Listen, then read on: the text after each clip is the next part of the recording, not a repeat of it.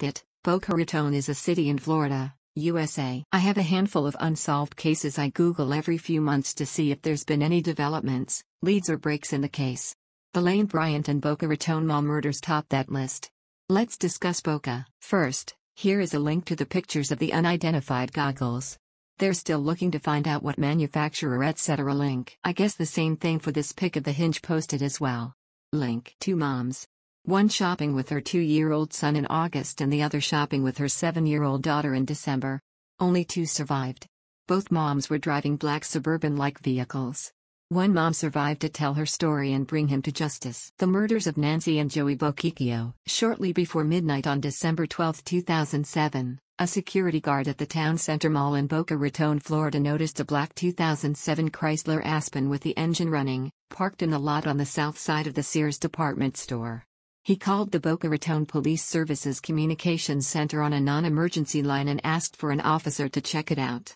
Officers found Nancy Boquicchio, 47, and her daughter, Joey, 7, in an SUV bound and shot. On Wednesday, December 12, 2007, Nancy and Joey entered the mall through entrance number 4, between Sears and Neiman Marcus, at approx 2:19 p.m. and exited at approx 3:11 through the same doors.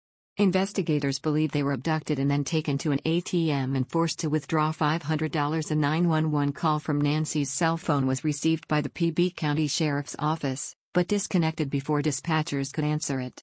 The operator tried calling back but got no response. The suspects used a variety of material to bind and control Joey and Nancy, including duct tape, plastic ties, handcuffs and goggles. Their hands, feet, and neck were bound to restrict their movement in the vehicle.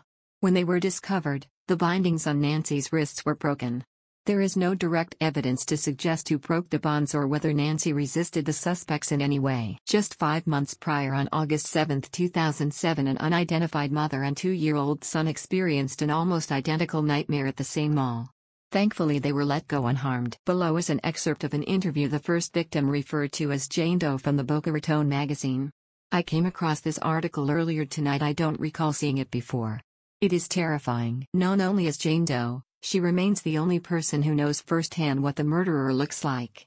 She spent 2 hours with Boca Raton's investigative reporter and answered a wide range of questions, including a dramatic and detailed account of what happened that day.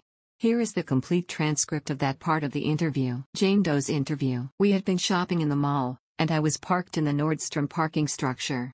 I thought I had a good spot. I was only 3 spaces in.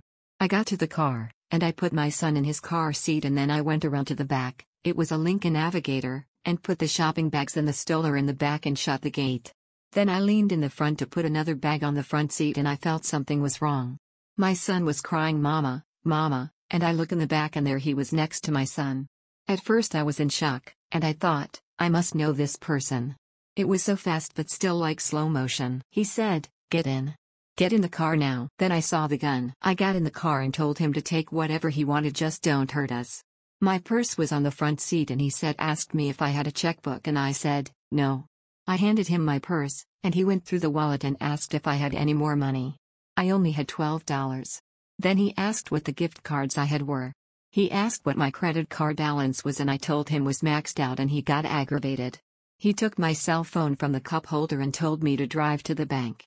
It was like a car crash. Everything was going through my head so fast, like this only happens in the movies. I drove to Wachovia and then he told me to stop, and he thought for a minute and then told me to go to Bank of America. "Do what I say and I'll let you go," he said. I said, "Please don't kill me or hurt my son," and he said, "Don't worry. I'm not going to kill you." He spoke well, no accent, and he seemed well educated. He told me to take out $200 and then another $200 and then another $200 and then again, but it declined because the limit is $600.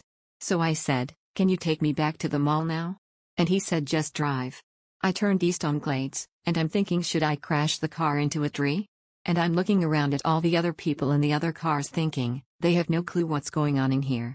And then he asked me if there were any churches near here, and I thought, oh my God, he's going to kill me in a church. I didn't know what to do, so I pretended I was having an asthma attack so maybe he would panic and just leave, but he didn't care, and when I said I needed my inhaler in my purse, he just threw my purse at me.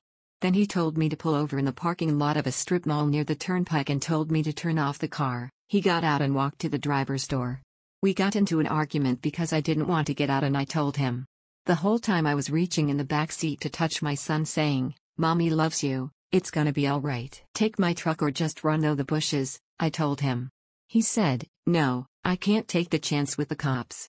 I said, "I won't say anything, just leave."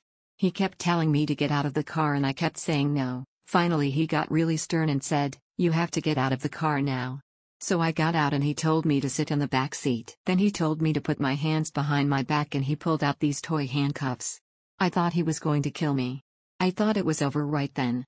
Then he pulled out the zip ties from the bag and he tied my ankles. Then he tied my neck to the headrest and put sunglasses with duct tape on the lenses on me. He got in the front seat and started driving and I freaked out and started screaming like I was choking myself. He pulled over. I could see a little bit under the glasses on my nose, and he leaned back and loosened the tie and said, "Is that better?" It was very well planned. He had a plastic bag full of stuff and a fanny pack in there too. I said, "Please take us back to the mall," and he said, "Okay, I'm taking you back," but he was going the wrong way, and I didn't want to say anything because then he would know I could see. He ended up getting on the turnpike going north, but he stopped on the side before the toll booth. He asked me if I had any change, and I told him I had a Sun Pass. He got off on the first exit on Atlantic and turned into a movie theater. At this point my son was sleeping. He took out a big pocket knife and told me to hold still. I really thought I was going to die. He put the knife to my throat and he cut the zip tie. My son started screaming, and I slipped and said his bottle was under the seat so he knew I could see, and he leaned back and put the glasses on harder. I said, "Are we going back?" He said yes. Meanwhile my son's father kept calling my cell phone and he was irritated. "Who is this guy?" I told him it was my son's father and we were going through a custody battle, and he was worried I was going to take off with my son so when he can't reach me he calls. I wanted him to think that people would be looking for me. Finally we got back to the mall in the Bloomingdale's parking lot and he put another zip tie around my neck and the headrest. He told me to call my son's father back and tell him that my car broke down and to come pick me up. So he redials the number and holds the phone to my head, and I told him my truck broke down and to come and get me. He asked what happened and I said, "Just come." Then the guy asked me if I wanted a sip of a drink, and I said, "No thanks." He kept asking, so now I'm thinking he's poisoned the water. He asked me if I wanted him to fill up my son's bottle, and I said, "No, he's fine." Then he asked if I needed my inhaler and I said no, so he put it in the cup holder. Then he takes off the sunglasses and puts these white blacked out swimming goggles on me. He said, "Your son was very good." Which was really kind of weird. He said, "If I see my face on the news or you tell the police, I will come after you and your son." Then he gets out of the car and takes off his gloves and I could see a little. So I waited like 30 seconds after I see him leave and I pull my hands out under my butt and pop off the headrest and free my head. Then I climbed in the front seat and drove like 80 miles an hour to the valet at Saks and said, "I've just been kidnapped." The valet called the cops and they came in about 20 minutes. A nice lady stayed with me until they came, and then my son's father came and we all went to the Boca police station. They towed my truck and then questioned me for hours. Then finally they gave me my truck and I went home. There was an update this past fall.